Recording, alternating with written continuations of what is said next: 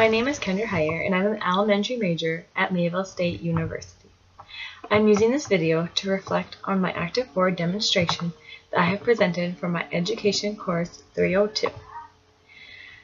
I have very little experience with ActivBoard and flipcharts before working on this project. I have only done a few minor projects on it before that only contained a few slides each. This project was very challenging at first for me because I did not know where to start. As I continued to work on this project, I learned a lot about the software.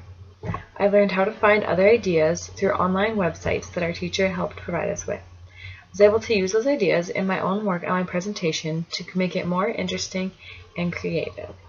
Through this project, I also learned that I can make a presentation about anything on an ActivBoard. It is about using your head and coming up with creative activities for your students.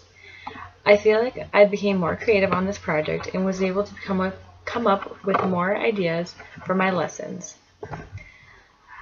I thought my presentation went well because of my preparation before class. I created a rather interesting presentation on timelines. My presentation was interactive for my students to come up to the board throughout my lesson.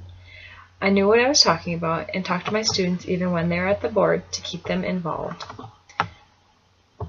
I still need to become better with flipcharts in the future. I need to be more familiar with the program and understand different tools that I can use to help my students to make it new and fun every time we use an ActivBoard. The most important thing I learned in this process is to keep students engaged.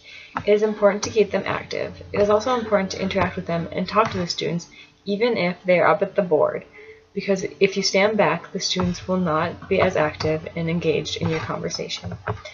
This was a great project to expand my learning and help me in my future classroom.